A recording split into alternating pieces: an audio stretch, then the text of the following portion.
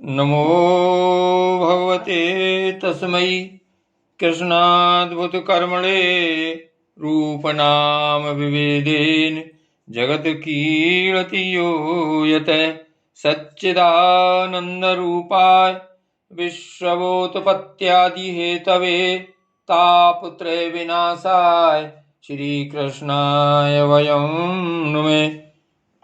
श्रीमद् भागवत महापुराण एकादश स्कंद अथ सप्तविंशो अध्याय क्रिया योग का वर्णन।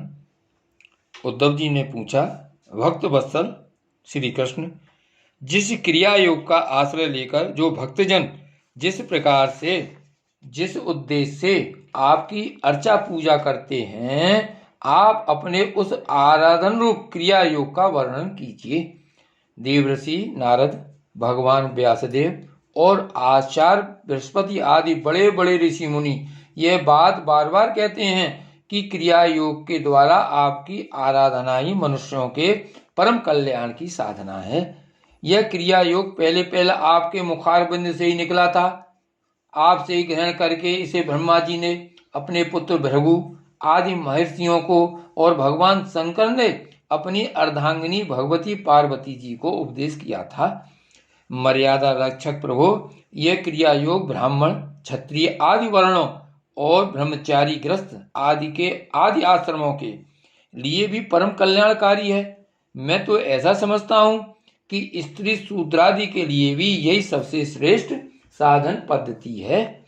कमल नयन, श्याम सुंदर, आप शंकर आदि जगदीश्वरों के भी ईश्वर हैं और मैं आपके चरणों का प्रेमी भक्त हूँ। आप कृपा करके मुझे यह कर्म बंधन से मुक्त करने वाली विधि बतलाइए। भगवान श्री कृष्ण ने कहा, उद्धव जी, कर्म कांड का इतना विस्तार है कि उसकी कोई सीमा नहीं है, इसलिए मैं उसे थोड़े में ही पूर्वापर क्रम से विधि पूर्वक वर्णन करता हूँ। मेरी पूजा की 3 विधियां हैं, वैदिक, तांत्रिक और मिश्रित।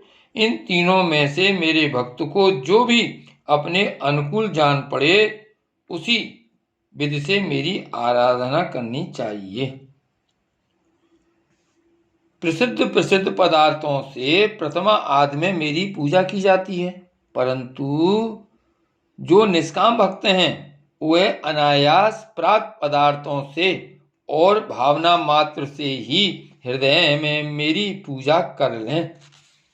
सूर्य को प्रतीक मानकर की जाने वाली उपासना में मुख्यतः अर्धदान एवं उपस्थान ही प्रिय है और जल में तर्पण आदि से मेरी उपासना करनी चाहिए। जब मुझे कोई भक्त हार्दिक श्रद्धा से जल भी चढ़ाता है तब मैं उसे बड़े प्रेम से स्वीकार करता हूँ। यदि कोई अभक्त मुझे बहुत सी सामग्री निवेदन करे तो भी मैं उससे संतुष्ट नहीं होता। जब मैं भक्ति श्रद्धा पूर्वक समर्पित जल से ही प्रसन्न हो जाता हूँ तब गंध, पुष्प, धूप, दीप और नैवेद्य आदि वस्तुओं के समर्पण से तो कहना ही क्या है। इसके बाद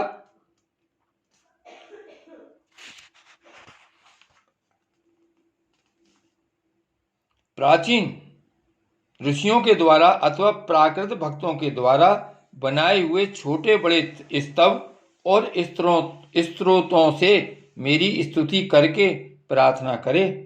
भगवान, आप मुझ पर प्रसन्न हो, मुझे अपने कृपा प्रसाद से सराबूर कर दें।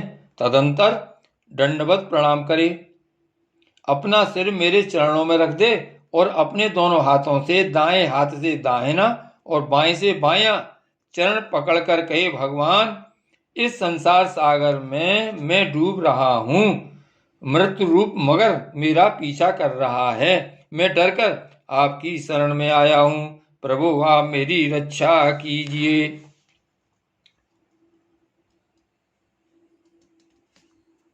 जो निष्काम भाव से मेरी पूजा करता है उसे मेरा भक्ति योग प्राप्त हो जाता है और उस निरपेक्ष भक्ति योग के द्वारा वह स्वयं मुझे प्राप्त कर लेता है। श्री गिरिराज धरण की जय। श्री वल्लभाधीश की जय। श्री वल्लभ विठ्ठल गिरधारी श्री यमुने जी की बलिहारी गोपी जन वल्लभ गिरधारी श्री महाप्रभु जी की बलिहारी। श्री वल्लभ विठ्ठल गिरधारी श्री यमुने की बलिहारी गोपी जन वल्लभ गिरधारी श्री महाप्रभु जी की बलिहारी। श्री वल्लभाधीश की जय। श्री श्याम स्वरूप यमुने महारानी की जय।